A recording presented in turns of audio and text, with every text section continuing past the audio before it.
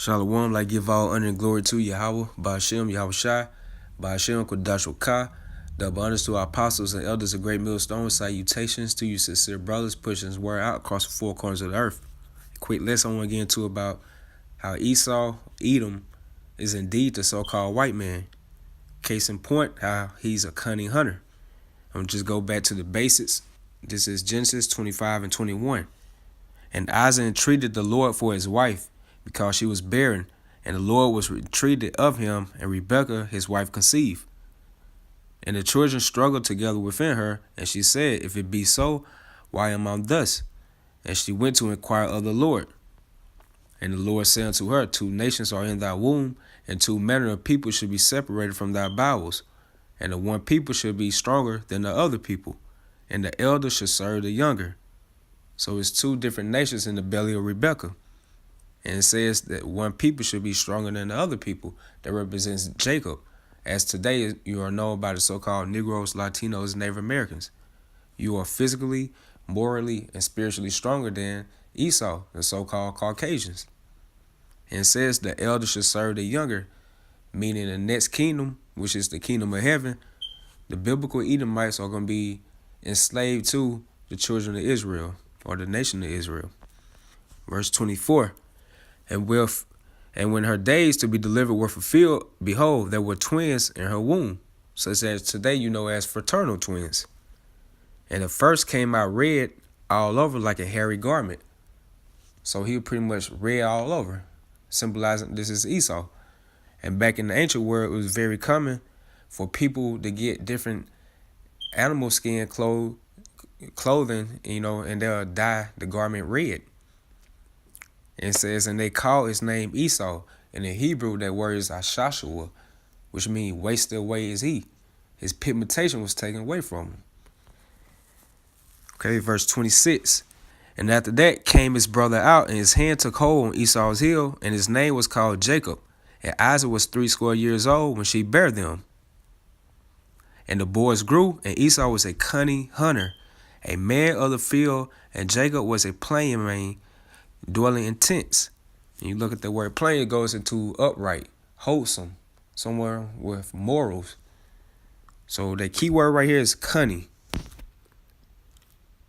And this is from the freedictionary.com. And for cunning, it says, marked by or given to artful, subtlety, and deceptiveness. And it says skill and deception, guile. Skill or adeptness in execution or performance. So as you know that Esau, he has a very, nice craftiness when it comes to hunting. The spirit of Yahweh Shem Shai, he put that spirit on Esau to be a cunning hunter. So he uses different craftiness and techniques to take down different game. On this video, I'm using a 50 caliber big bore air rifle as I hunt for wild boar, and I've got it loaded up with a 336 grain jumbo sized pellet. I am set up in a really cool looking spot that is it's just a bunch of trees. They took a backhoe and kind of crashed this out for me to sit in. I'm looking down the creek, and what the goal is here is hopefully the hogs will wind up coming in down the creek where we can get some decent video of them, and then see if we can knock a pig in an inch week. With as many hogs on this property as there are, I'm able to wait for the perfect one. When he finally came in, I just had to wait for the right shot.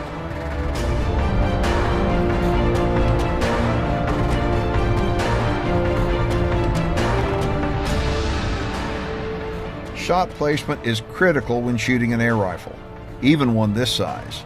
It's for that reason that I'll wait to make sure that my shot winds up perfectly in the brain.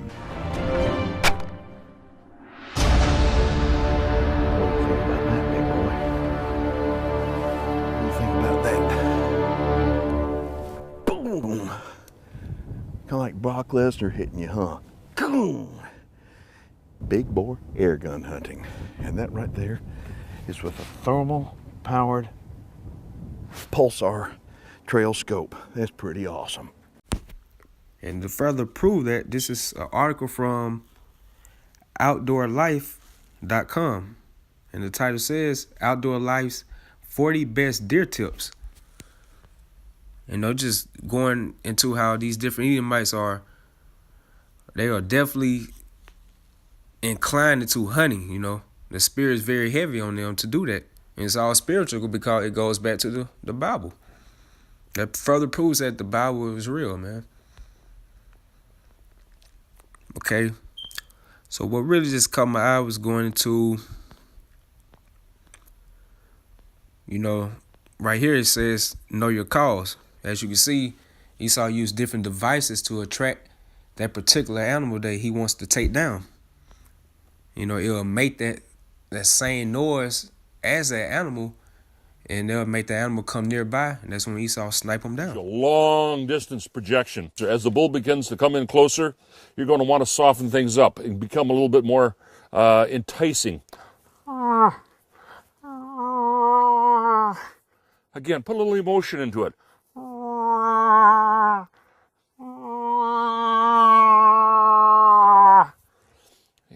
And when a bull's coming in, we're not calling real often. Once we get a answer, a response, that grunt back from the bull, we know he's coming, we know he's interested. We slow the rate of the calls down, maybe even 10, 15 minutes apart or more.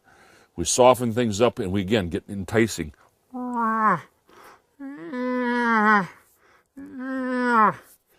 Sometimes, as that bull is coming in, he'll hang up. That is, he doesn't want to, he's a little bashful. Might be a little early in the season. Maybe he's been out and he's had a tough fight last night with another bull. You've seen some video of the bulls that we have had a chance to harvest, the scars and such that can go on with some of these bulls. You want to bring them in a little closer. This is where the scapula can really help. Get a raking sound going.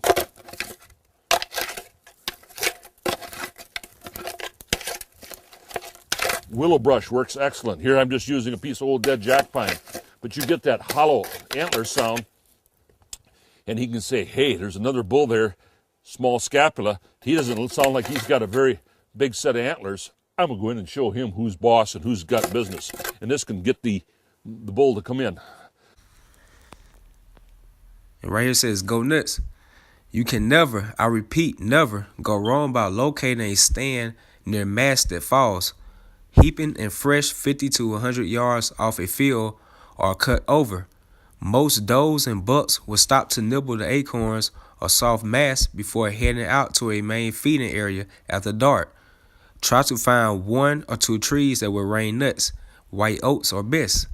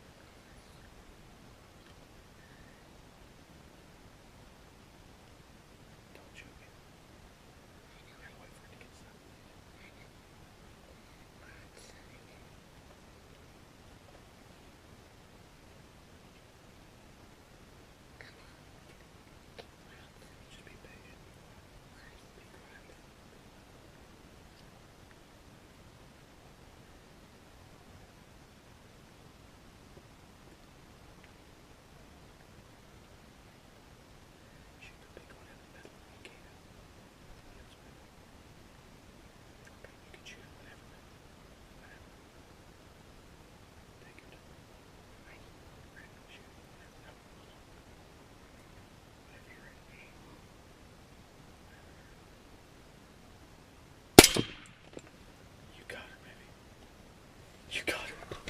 You got her, baby. You got this little thing. You made a good job, baby. Yes. You got her, I think. Hold on, let's give her a minute. Let's give her a minute. You know, just different techniques and tactics that Esau has to take down different type of animals that they want to pursue. Another one right here says, don't rush your rattling. One of the biggest mistakes would be rattlers make is being too impatient. If you're calling while still hunting, give it some time before moving on. The best and wisest bucks are generally wary. They will invariably approach from the downwind side and come in cautiously. I rattle in 3 segments. First, I rattle not too loudly, just in case I gotten in close to a deer. I'll then wait 4 or 5 minutes and rattle all out, and wait another 5 minutes or so and rattle all out again. After this, I'll wait for 10 or 15 minutes and repeat this sequence. You will almost always kill your deer downwind. There will be exceptions, but the exceptions will be younger bucks. How the moon affects deer. The most intense ruts occur when a first quarter moon appears in early November. Hunt all day with the R-full in mid-November. Look for bucks looking for from 9 a.m. through noon. So, it's just different techniques and tactics that Esau he uses to take down, these animals. And this particular one is deer because it's very common down here in the South that Esau hunts for deer.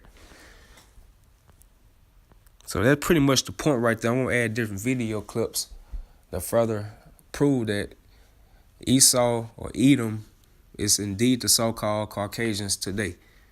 So through the spirit of Yahweh Ba'Shem Yahushua, I hope you all were edified. I give all honor and glory again to Yahweh Ba'Shem Yahushua, the abundance to our apostles and elders, a great millstone. Salutations to you sincere brothers. Shalom. All right, so I'm just walking up on Yodi number 4 for the year of 2015. He's a darker one.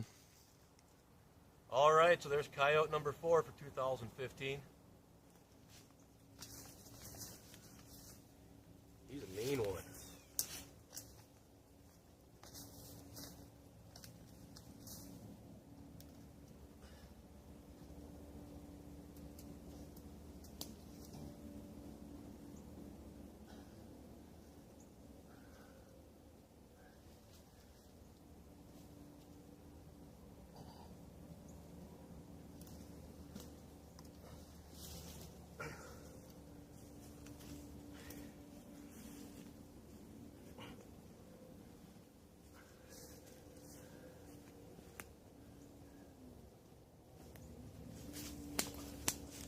Where'd that stick go?